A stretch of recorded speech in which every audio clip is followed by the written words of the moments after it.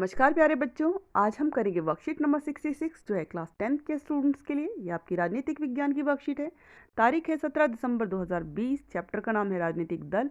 इस चैप्टर से रिलेटेड आपकी सेकंड रिवीजन वर्कशीट है और इस वर्कशीट में आपको दिए गए हैं 10 क्वेश्चन और एक स्रोत आधारित प्रश्न। ठीक है, स्रोत आधारित प्रश्न में आपको पता ही आपको पैराग्राफ दिया जाता है। ये आपके चैप्टर में से ही होता है, ये ध्यान रखना। ठीक है, और इस पर बेस्ड आपको 4 क्वेश्चन पूछे जाते हैं। चलो अब इस वर्कशीट को हम स्टार्ट करते हैं। प्रश्न नंबर 1, राजनीतिक दलों के कार्य लिखिए। तो उत्तर है राजनीतिक दलों के कार्य निम्नलिखित हैं। पहला है चुनाव लड़ना।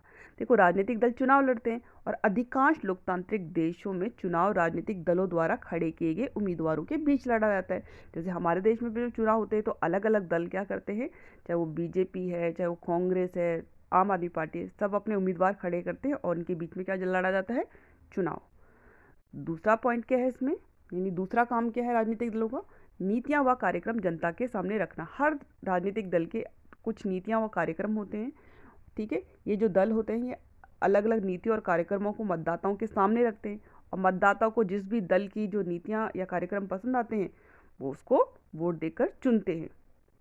चलो अगला आता है कानून निर्माण में निर्णायक भूमिका निभाते हैं। अब कानून बनाती है विधायिका। अब विधायिका में आता है संसद। संसद में जो सदस्य बैठे होते हैं वो क्या होते हैं, ठीक है, वो जीते हुए उम्मीदवार होते हैं, वो किसी ना किसी दल के होते हैं। ठीक है, तब जाके वो लोकसभा और राज्यसभा में बैठते हैं। तो अब जब कानून बनाते हैं तो ये जो प्रतिनिधि होते हैं जनता के, ठीक है, जो किसी ना किसी दल से संबंध रखते हैं, इनके द्वारा ही जो विभिन्न कानून हैं उनको पास करने में निर्णायक भूमिका निभाई जाती है। प्रश्न नंबर चौथा इसका जो काम है किसका, राजनीतिक दलों का, वह है सरकार बनाना।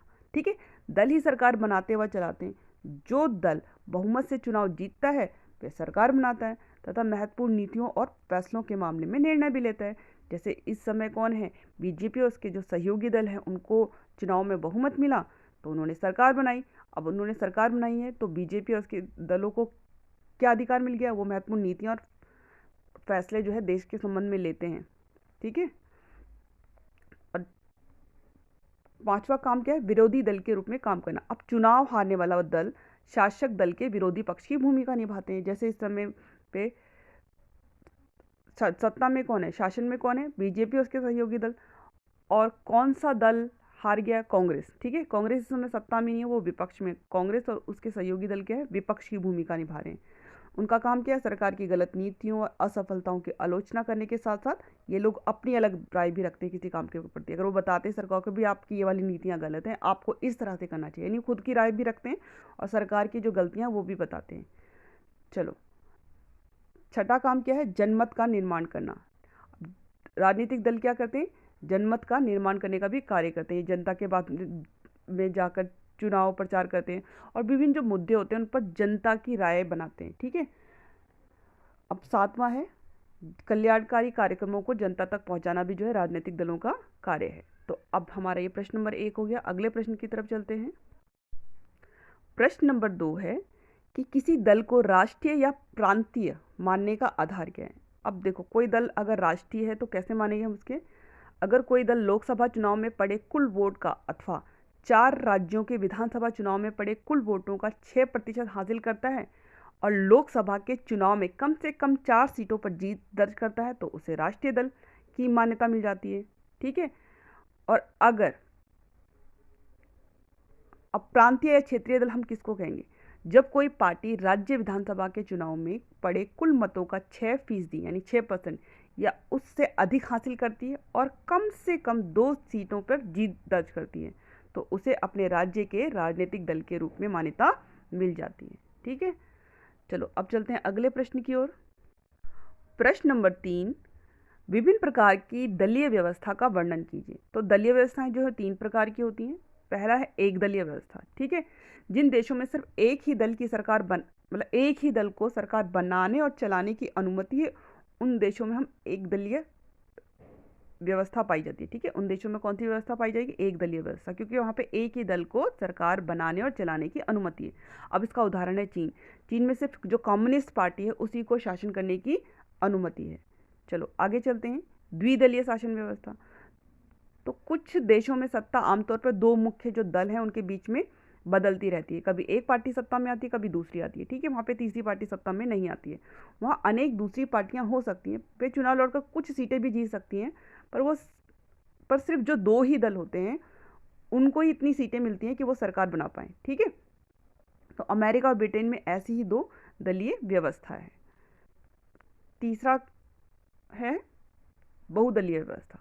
जब अनेक दल सत्ता की होड़ में हो और दो दलों से ज़्यादा के लिए अपने दम पर या दूसरों से गठबंधन करके सत्ता में आने का ठीक ठाक अवसर हो तो इसे बहुदलीय व्यवस्था कहते हैं। जैसे हमारे यहाँ पे ऐसा नहीं है कि सिर्फ दो ही दल जो हैं वो हमेशा सत्ता में रहेंगे, हमारे यहाँ जो अन्य दल हैं उनको भी अवसर प्राप्त हो जाते हैं सत्ता में आने के। आपने देखा होगा कि अगर वो सीधे नहीं आते तो वो गठबंधन के द्वारा आ जाते हैं। इस समय भी हमारे अगर देश में सरकार जो है वो गठबंधन सरकार है, आपको पता है।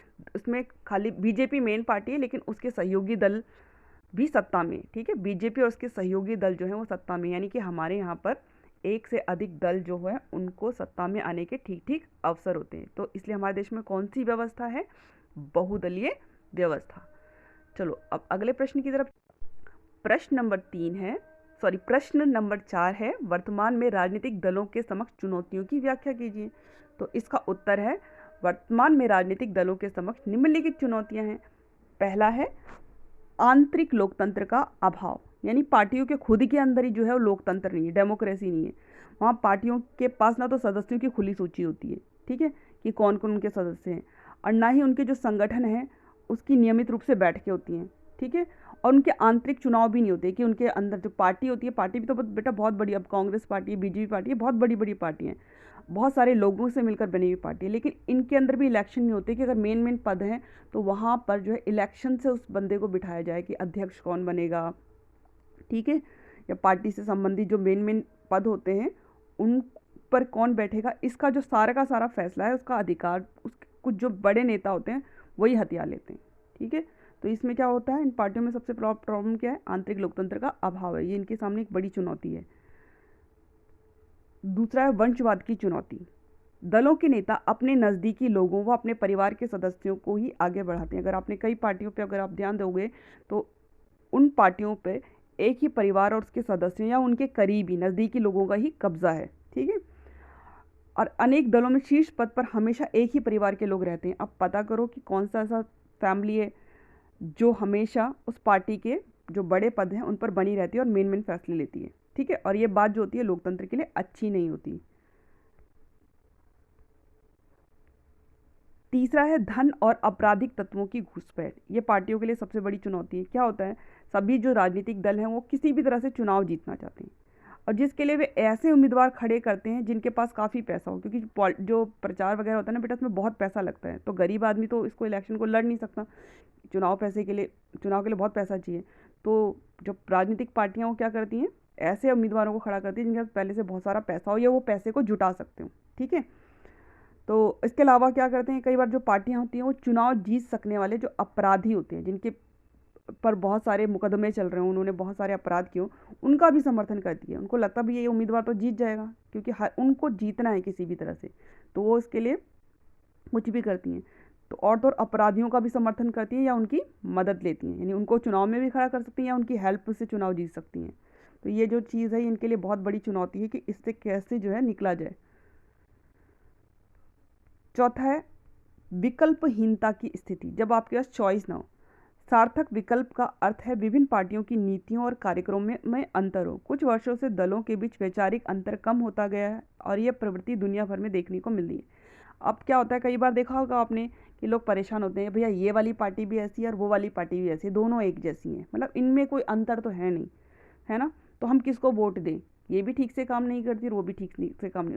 उसका मेन रीज़न क्या है कि उनके जो काम करने के तरीके हैं, उनके जो विचार हैं या प्रोग्राम उन्होंने चलाने हैं, उनमें कुछ ज़्यादा अंतर नहीं है।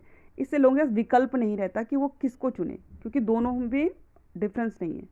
और ये हमारे देश में नहीं है, ये विश्व के अन्य कंट्रीज़ में भी है, ठीक है। जैसे ब्रिटेन है, वहाँ पे जो दो दल हैं उनके भी वैचारिक अंतर इतने ज़्यादा नहीं है कि लोग उनमें से किसी एक को चुनने में उनको मतलब कोई ज़्यादा फर्क पड़े, उनको लगा दोनों ही एक जैसा काम करते हैं। चलो आगे चलते हैं अगले प्रश्न की तरफ। प्रश्न नंबर 5 है, भारतीय राष्ट्रीय कांग्रेस के प्रमुख विचारधारात्मक तत्वों की विवेचना कीजिए।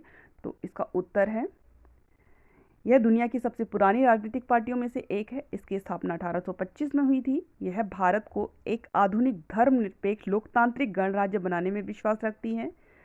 तीसरा क्या है इसका, कि भारतीय राष्ट्रीय कांग्रेस अपने वैचारिक रुझान से मध्यम मार्गी पार्टी है। और चौथा है, इस दल ने धर्मनिरपेक्षता और कमज़ोर वर्गों तथा अल्पसंख्यकों के हितों को मुख्य एजेंडा बनाया है। और पांचवा क्या लिख सकते हो उसमें, यह नई आर्थिक नीतियों का समर्थक है, पर इसका बुरा असर गरीब और कमज़ोर वर्गों पर ना पड़े, इसको लेकर भी ये पार्टी सचेत है। चलो अब अगले प्रश्न की तरफ। प्रश्न नंबर 6 है, भारतीय जनता पार्टी के प्रमुख विचारधारात्मक तत्वों की विवेचना कीजिए। तो सबसे पहला है कि भारतीय जनता पार्टी की स्थापना 1980 में हुई थी। यह भारत की प्राचीन संस्कृति और मूल्यों से प्रेरणा लेकर मजबूत और आधुनिक भारत को बनाने में विश्वास करती है। तो आप देखते होंगे इस समय पे जिस तरह से पार्टी कर रही है काम, और प्राचीन जो संस्कृति है उसको बढ़ावा देने का काम, उन मूल्यों को दोबारा से स्थापित करने का काम कर रही है। तीसरा है, भारतीय जनता पार्टी अपने वैचारिक रुझान में दक्षिणपंथी पार्टी है। चौथा क्या है, यह सांस्कृतिक राष्ट्रवाद में विश्वास रखती है। पांचवा क्या है, यह पार्टी आर्थिक सुधारों में विश्वास रखती है, लेकिन बहुत सारे क्षेत्रों में विदेशी निवेश का विरोध करती है। चलो अब चलते हैं अगले प्रश्न नंबर 7 है, गठबंधन सरकार से आप क्या समझते हैं। ठीक है, 2 पार्ट में उत्तर है। भारतीय लोकतंत्र में गठबंधन सरकारों की भूमिका का वर्णन कीजिए। तो आपको इसको 2 हिस्सों में उत्तर देना है। सबसे पहले आपको बताना है गठबंधन सरकार क्या होती है।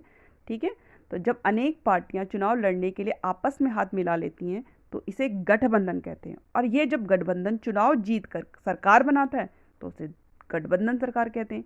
इसका उदाहरण है राष्ट्रीय जनतांत्रिक गठबंधन यानी कि एनडीए, जो इस समय हमारे यहाँ शासन में, जो बीजेपी नहीं है इस समय शासन में, एनडीए है। बीजेपी और उसके सहयोगी दल मिलकर सरकार बनाए हैं।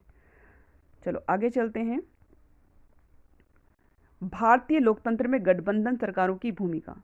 तो भारत में बहुदलीय प्रणाली है। ये प्राय राष्ट्रीय दल स्पष्ट बहुमत हासिल नहीं कर पाते तो सरकार बनाने व चलाने के लिए उन्हें दूसरे दलों, विशेषकर प्रांतीय दलों के साथ गठबंधन करना पड़ता है। अब इससे क्या होता है, इससे प्रांतीय दलों को गठबंधन सरकार का हिस्सा बनने का अवसर मिलता है। ठीक है, इससे हमारे देश में संघवाद और लोकतंत्र मजबूत हुए हैं। चौथा क्या है, राष्ट्रीय सरकार के लिए क्षेत्रीय दलों की मांगों को स्वीकार करना आवश्यक हो गया है, क्योंकि वो उसमें शामिल होते हैं तो वो अपनी मांगें मनवा लेते हैं और अपने क्षेत्र विशेष के लिए वो अच्छे काम करवा सकते हैं। उसके अलावा गठबंधन सरकार में निर्णय लेने में बड़े वर्ग का ध्यान रखा जाता है, क्योंकि इसमें बहुत सारे दल जो हैं ये शामिल होते हैं, तो वो हर कोई जो है अपने क्षेत्र या अपने इलाके के लोगों के लिए काम करना चाहता है, या उनके जो वोट बैंक है, उनके मतदाता उनके लिए कार्य करना चाहता है। तो इसमें क्या होता है, एक बड़े वर्ग का ध्यान रखा जाता है जब भी कोई निर्णय लिया जाता है। ठीक है, और सिद्धांतों को अधिक महत्व दिया जाता है। चलो अब अगले प्रश्न नंबर 8 है, प्रांतीय दल से आप क्या समझते हैं। किसी दल को प्रांतीय दल का दर्जा कब दिया जाता है। तो ये रिपीटेड क्वेश्चन है एक तरह से।